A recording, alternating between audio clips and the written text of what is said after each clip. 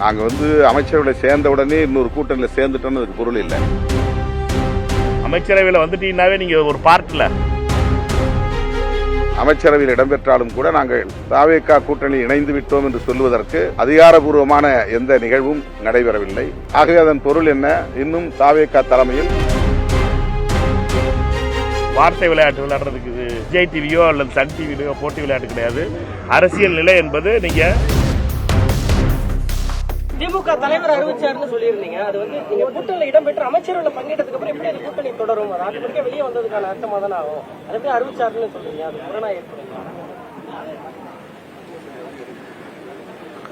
நாங்கள் அமைச்சரவையில் சேர்ந்த உடனே இன்னொரு கூட்டணியில் சேர்ந்துட்டோன்னு அதுக்கு பொருள் இல்லை.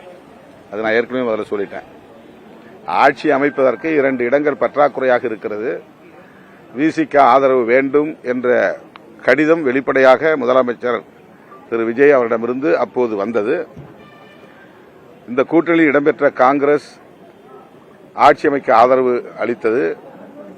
இடதுசாரி கட்சிகள் ஆட்சி அமைக்க ஆதரவு அளித்தது.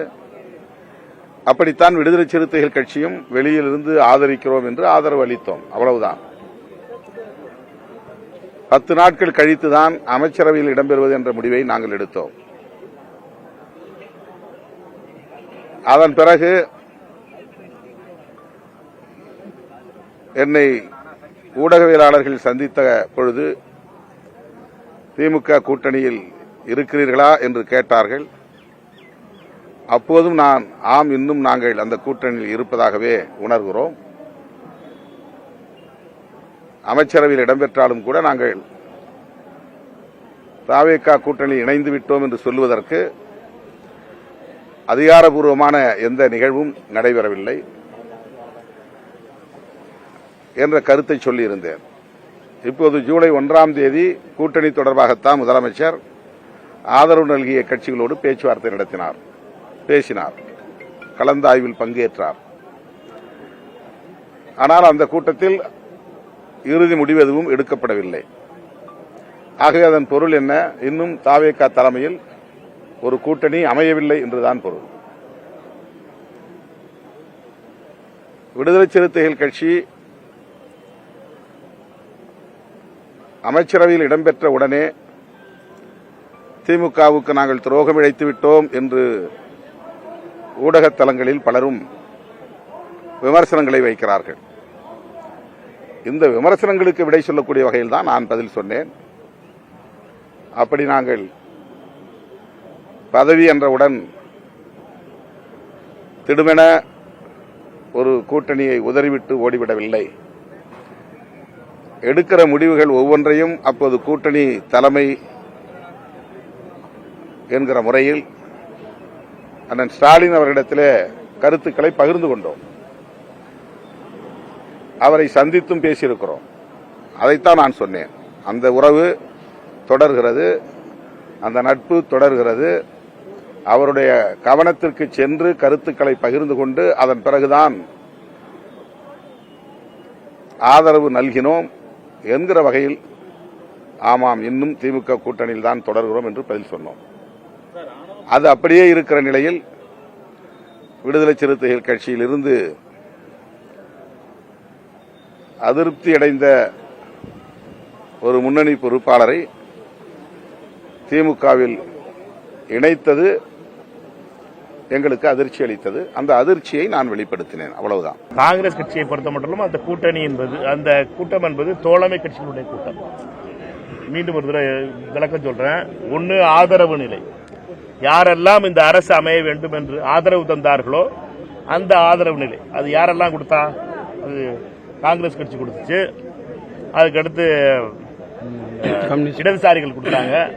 அதுக்கடுத்து விசிகே, அதுக்கடுத்து லீக் கொடுத்தாங்க.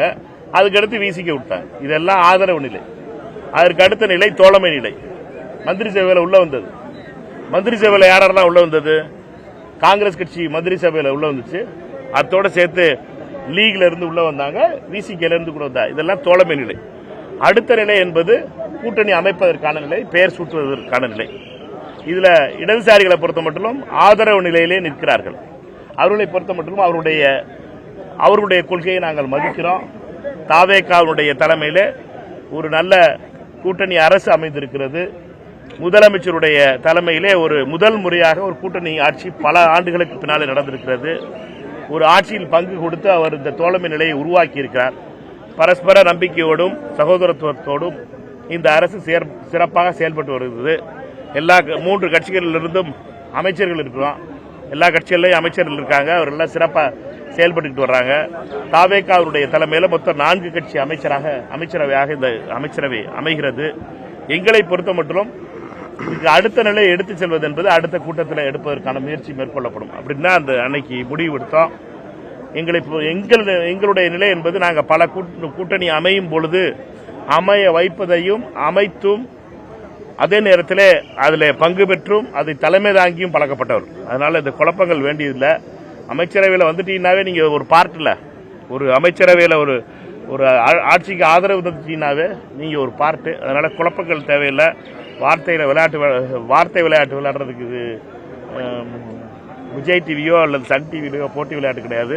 அரசியல் நிலை என்பது நீங்க சட்டமன்ற உறுப்பினர்கள் ஒரு கட்சிக்கு ஒரு முதலமைச்சரின் தலைமையில் இருக்கிற ஆட்சிக்கு ஆதரவு தெரிவித்து ஓட்டு போட்டாங்கன்னாவே அங்க நீங்க ஆதரவு நிலைக்கு வந்துட்டீங்க, தோழமை நிலைக்கு வந்து இடதுசாரிகள் தெளிவாக இருக்காங்க. நாங்கள் வெளியிலிருந்து ஆதரவு அப்படின்னு நிலைப்பாடுல ஆனா விசிக அமைச்சரவை இடம்பெற்றும் இன்னும் அந்த முடிவு எடுக்க தயக்கப்படுறாங்களா?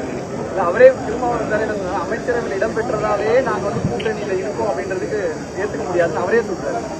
அண்ணன்ட்ட கேட்க வேண்டிய கேள்வி. நான் மிகவும் மதிக்கின்ற அண்ணன் திருமா அவர்கள். அவரை பொறுத்த மட்டும் நாங்கள் தோளோடு தோல் நின்று 3வது முறை அவர் பாராளுமன்றத்தில் அவரோட செயல்பட்டுகின்ற ஒரு வாய்ப்பு கிடைச்சிருக்கு. அவரை பொறுத்த மட்டும் கொண்ட கொள்கை ரொம்ப தெளிவான கொள்கை. பாஜக, குறிப்பாக ஆர்எஸ்எஸ் இந்த வகுப்புவாதம் மற்றும் மதவாத அரசியலுக்கு எதிர்ப்பாக எந்த ஒரு சலனமும் சஞ்சலமும் இல்லாமல் போராடக்கூடியவர் அண்ணன் திருமா அவர்கள். அவரை பொறுத்த மட்டும் மிகுந்த மரியாதை வைத்திருக்கிறோம். அவருடைய நிலை என்பது அவருடைய கட்சியினுடைய நிலை. நான் சொல்ல விரும்புவதெல்லாம் தமிழ்நாடு காங்கிரஸ் கட்சியினுடைய நிலையை தான் சொல்ல முடியும் ஒழிய எங்கள் அண்ணனுடைய நிலையை பற்றி நான் எதுவும் சொல்ல முடியாது.